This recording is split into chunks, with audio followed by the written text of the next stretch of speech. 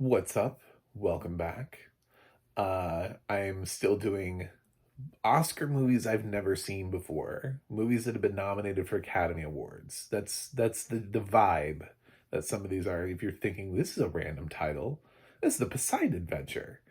And I was originally gonna do all uh audio described titles.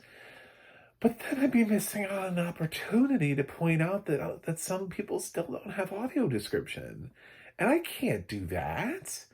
It's a new dawn. It's a new day. It's a new year. And this film is on Starz.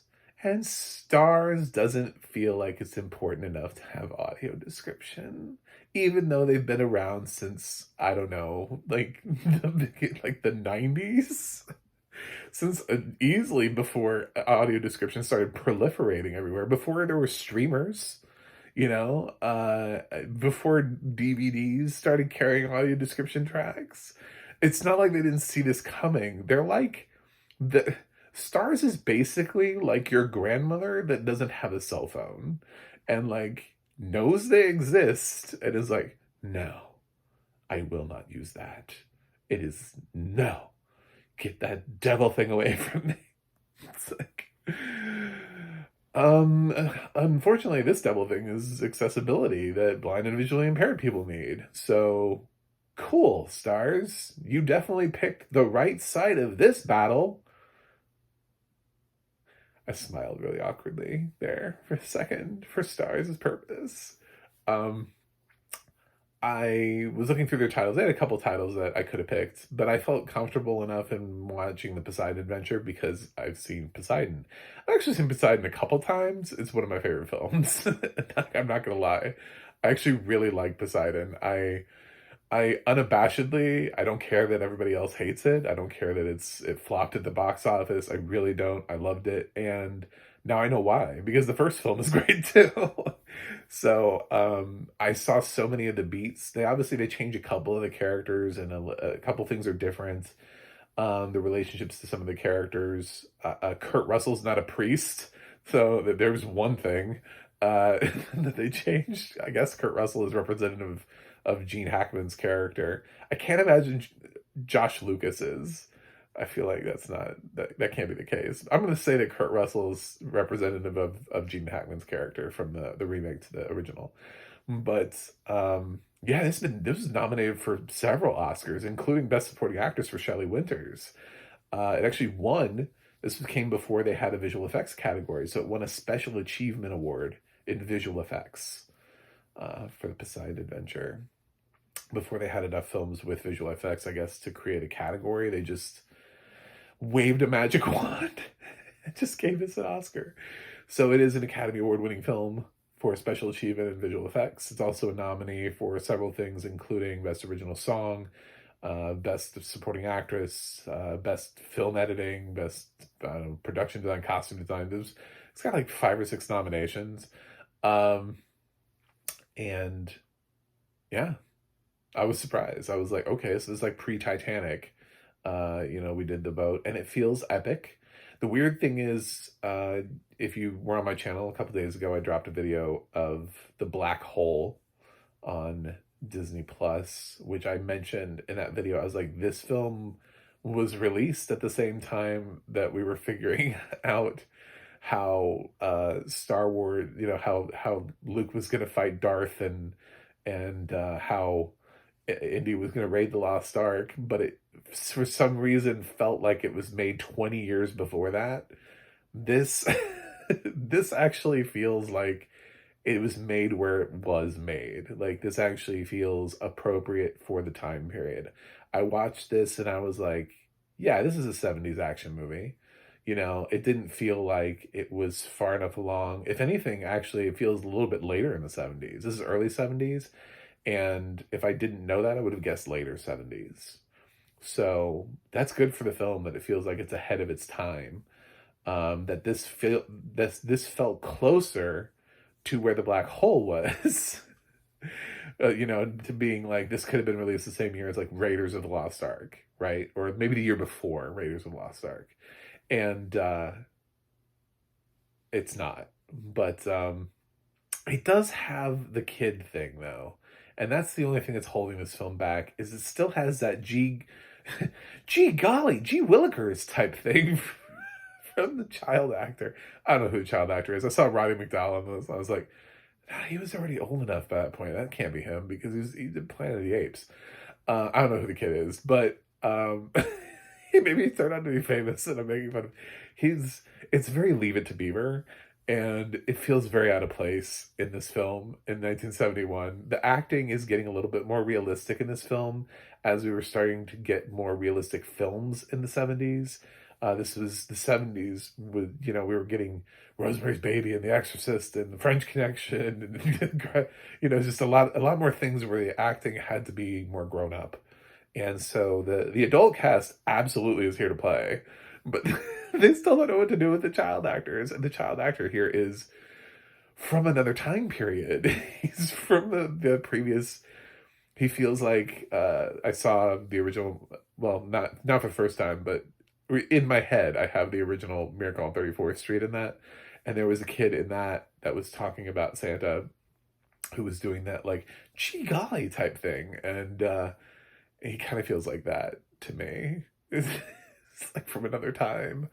That'd be the only thing that would be holding the film back is he feels like before. I mean, we're close to having Jodie Foster playing a hooker. Do you know what I'm saying? Like we're almost at that point in terms of cinematic history. So to have this kid be like, "I'm sorry, sir, but actually what it is that the boat is upside down and we got to go through the."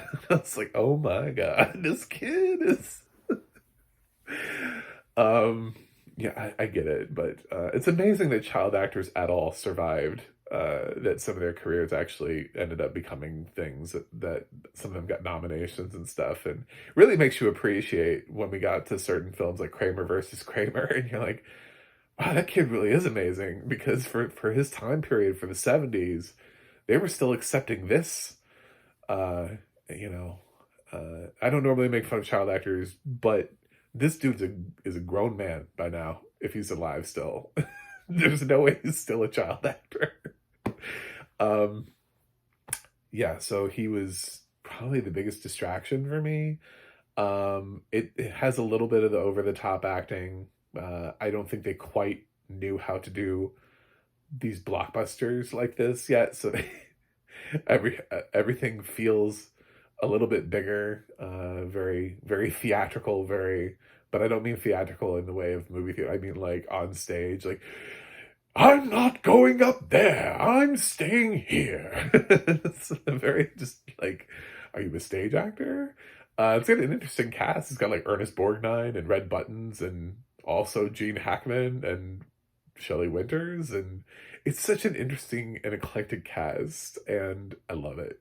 Um, so yeah, there's a sequel to this, Beyond the Poseidon Adventure, I believe it's called. Thank you, IMDb. I was like, what did they do? Did they flip the boat upright and try again? I really want to see. It's like when people joke about Titanic 2, which there's like a really crappy straight to video sequel called Titanic 2. I'm like, what? I don't understand what happened. Why is there a sequel to this? But yeah, this is I the only reason I understood it is because it basically Poseidon followed most of it beat for beat. There were a lot of, and this one is pretty dark. A lot of people die and they acknowledge it. They're like, listen, everybody who's on the floors below us is dead. They're underwater. So we have to climb up so we can get out. And there's like the room full of dead bodies because like the heat thing. And they're like, don't touch anything because it's hot in here. And it's beware of the dead bodies. And I'm like, oh my God. So, I mean, like there are a couple times where they say like what's happening in the dialogue. And I kind of remember, it's been a few years since I've seen Poseidon, but I've seen it like 4 or 5 times. So things were sort of connecting for me. The fact that they had to go out through I remember the fan. Um, Obviously we swapped out. I was trying to figure out who Richard Dreyfuss's character was, since they added the gay Richard Dreyfuss in the remake. It's like, which character is Richard Dreyfuss in this? It's really hard to tell. Um, but I liked it. Uh, it's sad that it doesn't have audio description because yeah, I did. There were scenes that I couldn't really follow, and I didn't really know what it was they were doing or trying to conceptually. There's a moment where they're like, let's. I think they're trying to go up an elevator shaft, and he's like, he goes and grabs a Christmas tree, and he's like, let's use this, and I was like, what? To do what? What are you doing? I just didn't understand. I needed like context. I felt so like I was. Are you? Is he gonna hold the top of the Christmas, and then you climb up the Christmas tree? I don't. Like I was like, what is this suggestion with the Christmas tree?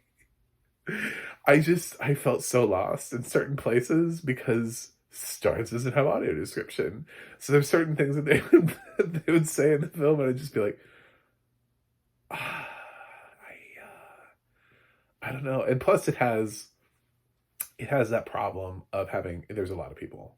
This is a slowly pick them off one by one type of survival thriller, and would have been nice to be able to follow that. Like to have names because I don't have facial recognition. That's another thing. Another reason why I fight for names a lot. I know like audio description is like don't use the name if it hasn't been said in the film. I don't have facial recognition. I need something more than the old man with the hat. I'm like, oh, great. That helps me track him. Thank you so much. Where's the old man with the hat? Where's he at? I need more. Why can't we just say David, So I can be like, oh, where'd David go? Did David? No, David died. All right. Sorry. Rest in peace, David. Um, yeah. I, I'm not really surprised that this got an Oscar nomination. I feel like, especially for its time period, they were probably just like, wow. I mean, honestly, Titanic, a lot of those nominations were because of the wow factor. A lot of it was the special effects. It looked incredible. James Cameron put so much craft and time, love and time into that film. And that was why it got 12. I'm not saying it shouldn't be nominated. Hold back, Titanic fans. But it did get like 12 nominations, which does feel like a lot. I mean, for a film that is not necessarily your typical like Oscar bait, some like really independent, um, sad movie. It's not The English Patient or something like that, but uh, it's a big blockbuster and it made a ton of money in the box office, just like Avatar did. Um, and spectacle done right gets a seat at the table sometimes. So it doesn't surprise me, but this does need audio description. So it's a classic. I've heard about this film. The other one I know I need to watch is A Towering Inferno. I've heard about this for years. I probably should have watched it before I watched Poseidon, although ha- having seen that one helped me a lot here because there were a lot of things that they kept. Some things changed, some things they kept. And it helped. But because Starz doesn't have audio description on it, I have to say that this film, my final grade, is unwatchable without audio description. So for my blind and visually impaired friends, especially if you haven't seen Poseidon, like if you're going in cold and you've never seen Poseidon Adventure or Poseidon, good luck. There are some things where they verbally tell things out loud because in the time period we used to do things like that. And like I said, they're just kind of starting to explore the blockbuster genre here of spectacle and how do we meld acting into that. Some of the earlier works were really cheesy, and they're trying to figure out how do we class them up.